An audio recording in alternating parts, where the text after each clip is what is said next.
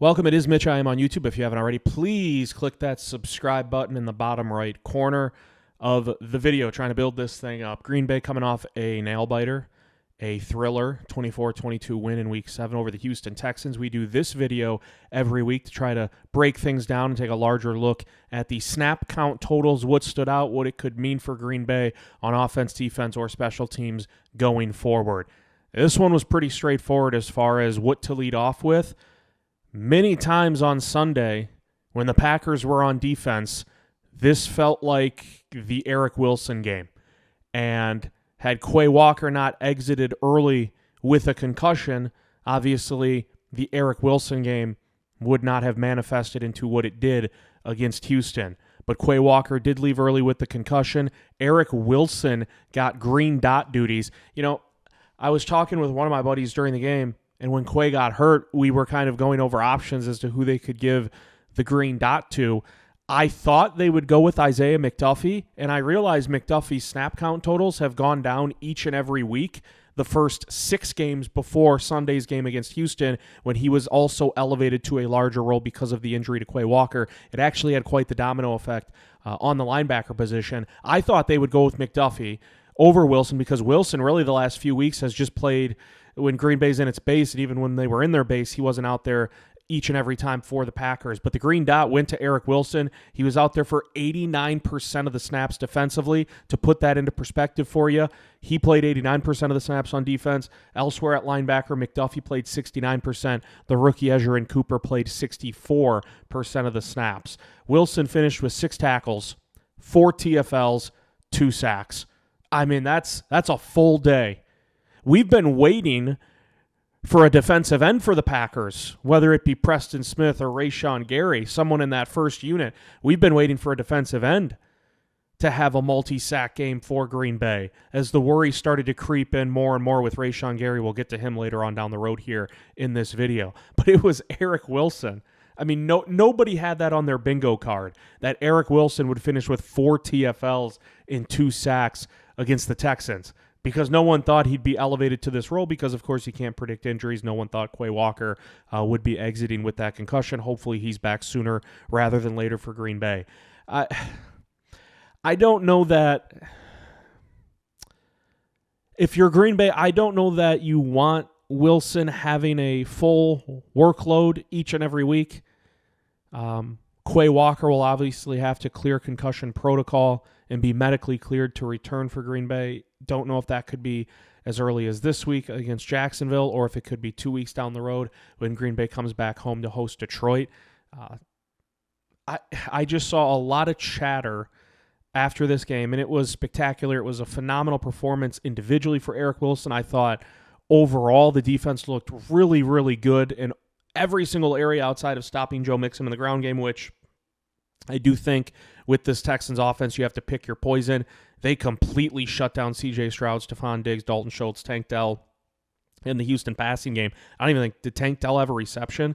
Like, you held C.J. Stroud to no touchdowns and under 100 yards passing. I don't know many defenses, if there's any defenses that are going to do that to C.J. Stroud the rest of the way this year. The Packers just did it on Sunday. You choose to slow him down, it opens up holes for Joe Mixon, obviously. I think Houston's offense is just too big of a threat to shut it all down. The Eric Wilson component is fascinating because you typically don't see, your reserve linebacker that is seldom used come in and get 4 TFLs and 2 sacks.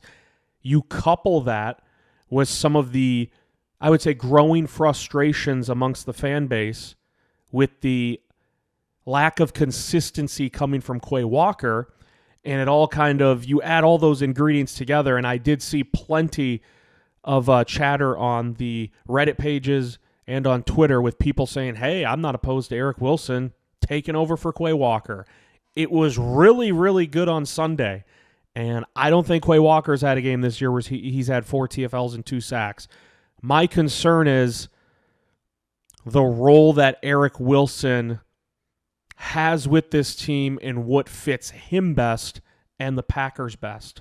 Because I believe guys can star in a certain role designed for them, and if you get them outside of that comfort zone, it's just not sustainable. even for those who are clamoring for Eric Wilson to now take over for Quay Walker, and I don't think that's going to happen, I would be very, very surprised if when Quay Walker is cleared to return, if Eric Wilson remains the number one linebacker for Green Bay, even after this outburst on Sunday, this incredible performance against a very good Houston offense. I would be very surprised if Quay was just relegated to a backup role. He was a first-round pick. That does matter. Green Bay typically doesn't play, politics. They'll put the best guys out on the field. But if you watch that performance from Eric Wilson Sunday and you drew a conclusion that revolved around, wow, he was so good, we can expect this from him every week, play him over Quay Walker, I would advise to tread lightly on that take. Eric Wilson really earned a roster spot on the Packers starting last year because he's really good on special teams. Not because Green Bay thought if they ever got in a pinch at linebacker that he could step in and fill those shoes and overflow those shoes like he did on Sunday. That's my, not gripe, but that's my concern and my reasoning and logic to those who saw what Eric Wilson did in Week 7 and think that it's sustainable for a long stretch and want him plugged in for Quay Walker. I realize there's frustration with Quay. When you draft a guy in the first round, regardless of position, and he doesn't really live up to the billing in the first couple of years, there's some anxiousness that grows probably with the player and the team, but also in large part the fan base, because on social media, anyone can have a voice today. And so I saw a lot of those takes about Eric Wilson should just be filling in for Quay Walker now. He should just be the guy for Green Bay. I get raving about Wilson after this performance because it was refreshing. It was his play consistently popping up, and that word consistent hasn't been used often with Quay Walker. I just have reservations as to whether or not it would be watered down if he gets a role like he had Sunday in games moving forward. Now, if Quay Walker is out against Jacksonville this week and your options are, hey, I don't think they want to give, helmet Mike duties over to Edgerrin Cooper yet, the rookie second rounder. I don't think they want to overwhelm Edgerrin Cooper. So if Quay's out against the Jaguars this weekend, you would believe it'd be down to Wilson and McDuffie. In that case, I say, why not give it to Eric Wilson and roll those dice? Like, I don't think it's going to be a disaster scenario if you give it to Wilson over McDuffie. There's going to be a huge relapse after what he did against Houston. So if Quay's out this Sunday, I'm all for giving the green dot to Eric Wilson over McDuffie. But once Quay returns, I do think you sort of yield it back to Quay Walker and just hope that he can keep piecing the puzzle together, because he hasn't popped, he hasn't flashed, he hasn't had a game like Eric Wilson had on Sunday. But that small sample size of just one game for Eric Wilson, if Green Bay thought he were that type of linebacker, he would have been starting a long time ago. It's like Devondre Campbell had that all-pro caliber season for Green Bay, and nothing in the years before he got to Green Bay, and nothing in the play since he's left Green Bay and now he's in San Francisco has looked like all-pro caliber linebacker play. Now, for Devondre Campbell, it lasted for one full season. My point is I don't think you can get what you got out of Sunday from Eric Wilson, and if it ends up being Eric Wilson's back down to pretty close to the level that Quay Walker's at, you give the nod to the first rounder that you used a first-round pick on and just hope that his raw athleticism and his talent can start to pop more. It was awesome from Eric Wilson. He should be celebrated for what he did Sunday. He played 89% of the snaps. If Quay Walker's out Sunday against Jacksonville, I'm all for Eric Wilson getting close to 100% of the snaps. Long-term, though, big picture, I think he is suited best in a smaller role for Green Bay, where he can have these flashes and have these moments and not be relied upon to consistently do it. That's where I think Green Bay could get in trouble.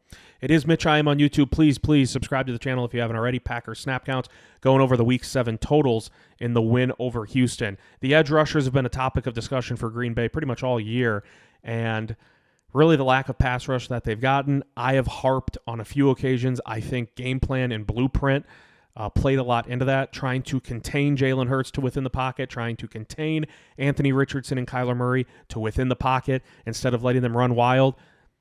It was good for Green Bay because Jalen Hurts didn't run wild. Neither did Richardson. Neither did Kyler Murray. But Green Bay didn't get a lot of pressure. They didn't generate a lot of quarterback hits, hurries, pressures, sacks in those games against Philadelphia, Indianapolis, and Arizona.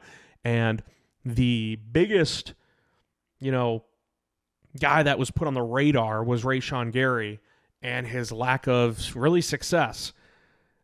Guy that you're paying a lot of money to, former first-round pick out of Michigan, had the knee injury a couple of years ago, but came back last year and dazzled at times. And it's fair to say everyone expects a lot more out of Rashawn Gary than what we saw the first 5 weeks.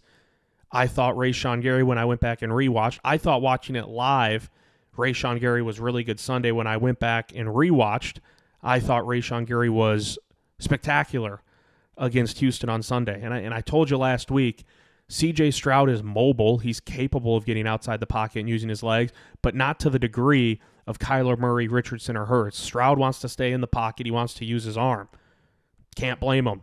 He's, for the most part, he's been a top, 7-8 quarterback since he entered the league as a rookie last year and really burst onto the scene. But I thought the game plan on Sunday, Green Bay wouldn't have to contain too much. They could cut things loose. And Jeff Hafley definitely cut it loose. Green Bay didn't blitz a whole hell of a lot more than they have in other games this year. But they pressured, I think the stat I saw, and I might be off just a little bit here, but I believe I saw a stat that said Green Bay blitzed Stroud on 17% of his dropbacks, but they generated pressure on 43% of his dropbacks. It's close to those numbers. So they were getting pressure without blitzing, that's music to Jeff Hafley's ears. And a lot of that circulated around Rashawn Gary. Gary had 5 tackles, 1 sack. The sack was funny. The right tackle for Houston sort of tripped over his own feet, fell back on his ass. Rashawn Gary on block gets right home to C.J. Stroud. And so for those people that are cherry picking saying, well, the sack, it was an easy one, Rashawn also had 6 quarterback pressures, by far the most of anyone on Green Bay's defense on Sunday. 6 quarterback pressures. Rashawn played 59% of the snaps, most among the defensive ends. Think about this number. This should give you some peace of mind, knowing that, yes, the statistics, the deep dive numbers are saying Rashawn Gary's starting to wake up. Rashawn Gary had 6 quarterback pressures combined the first 5 games. First 5 games this year, Rashawn Gary had 6 combined quarterback pressures. In the last 2 weeks against Arizona and Houston, he's had 9 quarterback pressures. First 5 games, 6. Last 2 games, 9. Rashawn's starting to figure it out. He's starting to wake up. He's starting to look like the Rashawn Gary we have all come to know. Now, you can't just look at the stats and the sacks with Rashawn Gary. It's those hurries, those pressures, because he's setting up other guys on that defensive front. Green Bay had 4 sacks in that game against Houston. Rashawn had 1, Xavier McKinney had 1, Eric Wilson had 2. But it was the attention that Houston had to pay Rashawn Gary, and at times it was more than just 1 set of eyeballs. It was 2 sets of eyeballs on that offensive line because he was generating pressures throughout that game on Sunday, 6 of them in total. And he had 6 combined the first 5 games. Elsewhere on the defensive end spot, Kingsley and Enagbare had 3 pressures. LVN, I don't know how he didn't get 1 or 2 when I went back and rewatched the game. When I was watching LVN and then I went and looked and it said he had 0 quarterback pressures, he was pushing the pocket. He was helping to move the pocket and sort of frustrate those 5 up front for the Houston Texans. Preston Smith wasn't seen much. This was the first time this year, this is the snap count total video, this was the first game this year that both Lukas Van Ness and Kingsley Enagbare played more snaps than Preston Smith. Enagbare played 56% of the snaps on defense, LVN 55%, Preston Smith just 48%. He was out there for less than half of the snaps defensively for Jeff Hafley. Was it matchup based? Maybe. It wasn't injury related. None of those guys, were hurt or appeared to be hurt throughout the game. But it was the first game this year that Enagbare and LVN played more snaps, both of them, than Preston Smith. And it's been a fairly quiet year for Preston. There was like a trade possibility story from Ian Rappaport of NFL Network last week where he listed a bunch of players that he was hearing there was chatter about, and his report did not say that Green Bay was shopping Preston Smith, but that teams have called Green Bay to inquire about Preston Smith. So there's a big difference there between Green Bay calling other teams saying, hey, Preston Smith's available for trade. What pick are you going to send us? What round? Compared to, hey, other teams are calling to check in to see if Green Bay would be willing to trade Preston Smith. And we'll talk about that in a different video this week as well. Preston's he's a pro's pro. He'll have his moments going forward this year where he does make an impact. They've been few and far between. And I think when you have Rashawn Gary, who's in the prime of his career, and he's making the big bucks right now on a huge contract, that's the focal point for when there's struggles amongst that group. Because I don't think anyone's looking at the defensive end spot for Green Bay, those first 5 games especially, and saying like, wow, LVN was playing like an all-pro. Kingsley Enagbare was playing like an all-pro. I thought Enagbare at times was the best of the bunch, the best of the 4. There were a few games where I was like, Kingsley Enagbare was the most productive amongst these 4. But Preston Smith, he's been pretty quiet this year. And if not for Rashawn Gary's struggles, I think the microscope would be firmly pivoted to Preston Smith.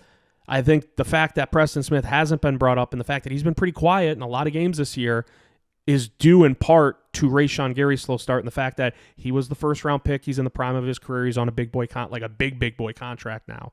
And so I think Rashawn Gary's quiet start almost helped people sweep under the rug the also slow start that Preston Smith was having. But Rashawn Gary, I mean, he's fired it up the last 2 weeks. I'm going to say that number one more time.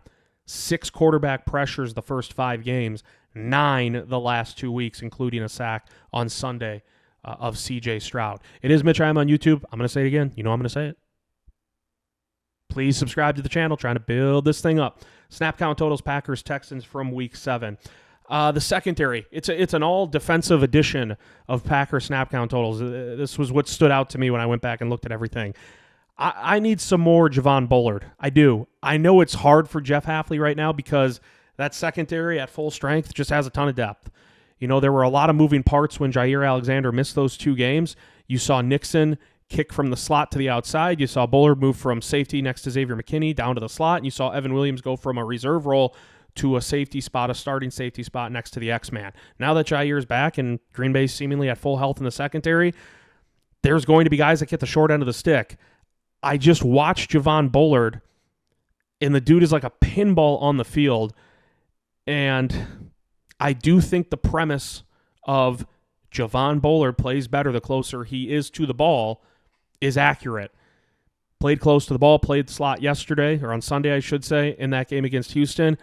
He just, there seems to be at least 2 plays every single game where it's like, whoa, Javon Bullard's only a rookie. This dude has the it factor. A lot of that shine is being put on Evan Williams, who was taken 2 rounds after Bullard, the rookie out of Oregon, and he has dazzled. Evan Williams played 100% of the snaps Sunday against Houston. He was phenomenal again. He has a couple plays every week that pop, and you're like, oh my gosh, Green Bay appears to have hit a gem in the middle rounds of this past spring's NFL draft, taking the former Oregon Duck Evan Williams.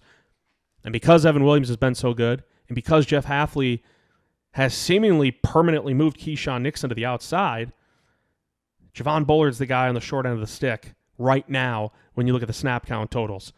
Bullard played just 29 of the 64 snaps on Sunday.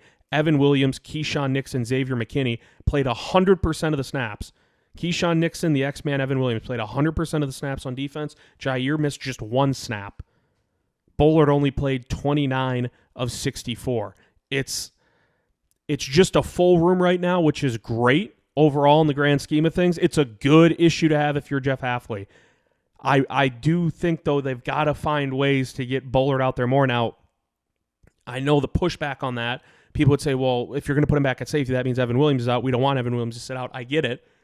I don't know how they reshuffle the chairs to figure that out, but I do think Javon Bullard has been pretty damn good to the point where he should warrant more than 29 of the 64 snaps defensively, playing less than 50% out there for Green Bay. But this has had a big ripple effect. And when I say this, I'm talking about the return of Jair Alexander and the emergence of Evan Williams. If Jair Alexander doesn't get hurt and miss 2 games, Evan Williams might still be playing in a reserve role. But Jair goes down, Nixon goes to the outside, Williams plugs in at safety, and Bullard moves to the slot. And Evan Williams has been a godsend for this defense alongside Xavier McKinney. Like, you could make a case. I don't think this is far-fetched. I don't think I have Packer goggles on when I say this. You could make a case the best duo right now at safety in the NFL through 7 weeks has been Xavier McKinney and Evan Williams. And I know Evan Williams didn't start the year as the starter next to Xavier McKinney, but you could make that case right now that the best duo at safety is those two. But I would like them to find ways to incorporate Javon Bullard more because I think he's also that good and that much of a playmaker. The ripple effect this has had at corner has been massive, though, with Keyshawn staying on the outside and Jair being back, because Eric Stokes only played 8 snaps against Houston. Carrington Valentine had 0, and I love Carrington Valentine, 7th-round pick out of Kentucky a year ago. I thought last year when corners were going down left and right for Green Bay and then they traded Rasul Douglas to Buffalo, that Carrington Valentine stepped into that number 1 role and did really, really, really well for a 7th-round pick. Not even for a 7th-round pick, for anyone. Any reserve corner having to go from a reserve to the number 1 spot, the top of the totem pole. I thought Carrington Valentine did awesome last year. But Green Bay's in a spot right now where Jeff Hafley's looking around and he's like, we've got guys that, like, Carrington Valentine had 0 snaps on Sunday defensively. He only played on teams. Carrington Valentine, honest to God, would start for some teams in the NFL. Would he start for an overwhelming majority? Probably not, but he would start at corner for some teams in the National Football League. I know a lot of people rip Eric Stokes. I would remind you that he's returning from multiple injuries and multiple surgeries. And when you're a corner and you're relying on your speed and your hips and you've had leg and foot operations, it's going to take time to get comfortable and trust that process again. Eric Stokes would be a corner that plays a hell of a lot more than 8 snaps for a lot of teams in the NFL. Again, it's a good issue for Jeff Hafley and the Packers to have. I just want to see a little more Bullard. I do. And if it comes at the expense of Evan Williams snaps, I don't think that's necessarily productive for Green Bay. So I don't know. I don't know if there is a solution to get Bullard on the field more right now. But he, again, on Sunday, it was the Eric Wilson game defensively, and it was Rashawn Gary getting a sack, 5 tackles, and 6 quarterback pressures. But there's a couple plays where Bullard just popped out looking at the All-22, and it's like, I wish he could be on the field more. And they're sticking with Keyshawn on the outside, so it's at corner, it's just tough sledding right now for Stokes and Valentine. That's the truth of the matter. We'll finish up with other notes. I just harped about a little bit. It's not like I'm mad at Hafley or anything. There's a lot of depth, and it's not just at corner. In my other notes column, the first thing I have is like, I look around this team, and there's guys I want to see more of, but there's just so much damn depth. Like, I want to see Christian Watson on the field for more than just 53% of the snaps. That's what he played Sunday against Houston. But you look around, it's like Dontavian Wicks had an awesome touchdown. Tucker Kraft at tight end had an awesome touchdown. Josh Jacobs had his first receiving touchdown. Jaden Reed was pretty quiet. Romeo Doubs was phenomenal. What was it, 8 catches for 94 yards for Rome? Like, it's tough. Green Bay's got 4 legitimate wide receivers that need to somehow work into a rotation. And we've seen, outside of the one game he was suspended for, Romeo Doubs tops the snap count total for the wide receivers every single game, and that stayed true Sunday. Romeo Doubs played the most snaps of any wide receiver. Reed was second, and then falling into line after that was Watson, Wicks, Bo Melton. I think Malik Heath was out there for 2 snaps or something like that. But, like, this isn't just a, man, I want to see Javon Bullard out there, but I don't know exactly how you do that because of all the pieces that are already in place. And I looked at the wide receiver group, and when I saw Christian Watson didn't really have too many opportunities on Sunday. They tried that jet sweep, and it got sniffed out beautifully by the Texans defense. It was a negative play, like a -3 yard play for the Packers on that jet sweep motion to Christian Watson.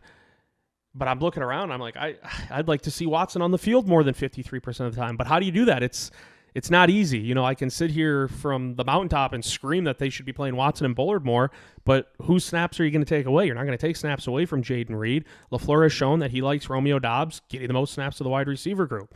When you look at the defense, it's the same thing. Evan Williams has been sensational. Xavier McKinney's going to be out there 100% of the time as long as he's on the field. So how do you incorporate Javon Bullard then? So it's tricky, but it's a good spot to be in. And Green Bay's sitting at 5-2. And I do think this is a team that's at 5-2, and they're ascending. They're not 5-2 and going kind of in a straight line, and it's like, I don't know. It's not 5-2, and it's been like a super rocky road, and there's been peaks and valleys of ginormous, magnitude. It's 5-2, and I think most would say the Packers are on a pretty solid upward trend, and you hope they keep that going. We'll have the Jacksonville talk in videos later this week, but this game against Jacksonville on Sunday, I know it's on the road. I know it's going to be in hotter temperatures in Florida. This is a Jacksonville team that just spent 2 weeks in London, long flight back home. I think they're 2-5. They just beat the Patriots on Sunday, but they lost to the Bears the week before that. Like, Jacksonville's not good. This is a game for Green Bay on Sunday. Don't play with your food. Don't play with your food on Sunday, and we'll get into that down the road. This has been Packer Snap Counts. The Eric Wilson game defensively. Awesome. 4 TFLs, 2 sacks. It is Mitch. I am on YouTube. Please subscribe if you haven't already. We'll see you next time.